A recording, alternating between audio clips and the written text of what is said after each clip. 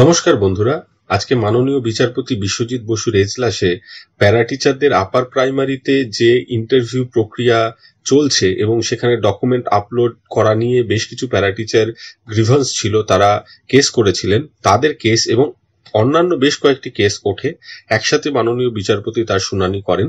এই শুনানির শুরুতেই মাননীয় বিচারপতি এসএসসির তরফ থেকে যিনি বর্ষিয়ান আইনজীবী ডক্টর পাত্র তাকে ডেকে নেন। তো ডক্টর পাত্র এসএসসির তরফ থেকে যিনি আইনজীবী, তিনি যে কথাটা মূলত তুলে ধরেন যে 2016 সালের যে যোগ্যতা সেটাকেই ধরা হবে, সব ক্ষেত্রেই মোটামুটি এটাই ধরে চলতে হবে। একটা প্রশ্ন উঠে এসেছিল যে সমস্ত প্যারা টিচাররা 2016 সালে প্যারা টিচার ছিলেন কিন্তু এখন হয়তো প্রাইমারিতে চাকরি করছেন বা অন্য কোথাও চাকরি করছেন, তাদের ক্ষেত্রে কি হবে। তো এসএসসি স্ট্যান্ড পয়েন্ট অন্তত এরকম যে 2016 সালে তিনি যদি প্যারা টিচার থাকেন তবে তিনি সেই 2016 সালের ভিত্তিতে প্যারা টিচার হিসেবেই কিন্তু বিবেচ্য হবেন।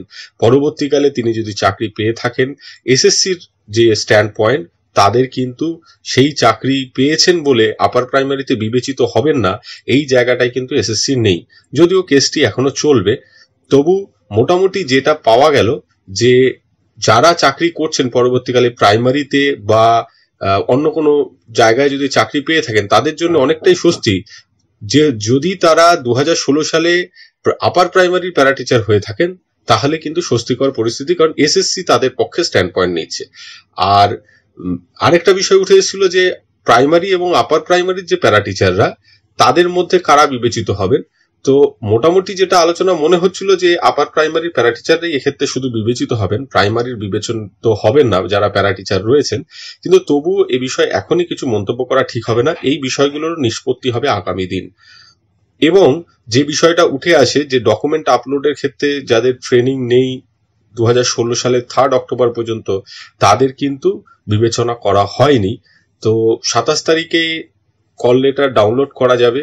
মাননীয় বিচারপতি বলেন যে তিনি কোনোভাবেই স্কুলগুলোর যে অবস্থা তাতে তিনি কোনোভাবেই নিয়োগ প্রক্রিয়াকে আটকাতে চান না। তিনি চান টিচার রিক্রুটমেন্ট হোক স্কুলগুলোতে আরো বেশি করে।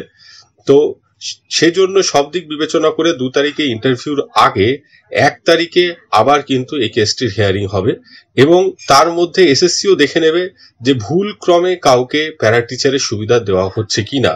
এবার ভুল ক্রমে হিসাবে এটা হতে পারে প্রাইমারির প্যারা টিচার কতজন তারা বিবেচিত হচ্ছেন কি হবেন না, এই বিষয়টা উঠে আসতে পারে, তাদের আপাতত বাদ দিতে পারে বা কি হবে সেটা কিন্তু নেক্সট হিয়ারিং এ বোঝা যাবে। আমি আপনাদের সামনে তুলে ধরার চেষ্টা করব। আপাতত এই বিষয়গুলো সামনে এলো।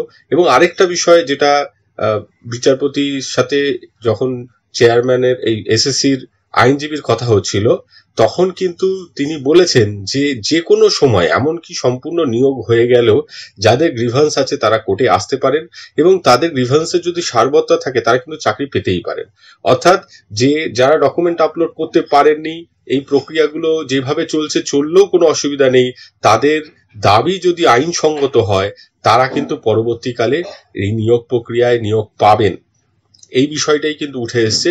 এবং যেটা বলবার সেটা হচ্ছে যে যারা ডকুমেন্ট আপলোড করতে পারেননি, পরবর্তীকালে ট্রেনিং ছিল, যদি দেখা যায় ভ্যাকেন্সি থাকা সত্ত্বেও এসএসসি বন্ধ করে দিতে চাইছে, প্যারা টিচারদের আর রিক্রুটমেন্ট করছে না, সেক্ষেত্রে কিন্তু গ্রিভান্স নিয়ে যাওয়া যাবে যে সমস্ত ট্রেনদের নেওয়ার পর আনট্রেনদের নেওয়ার কথা ছিল।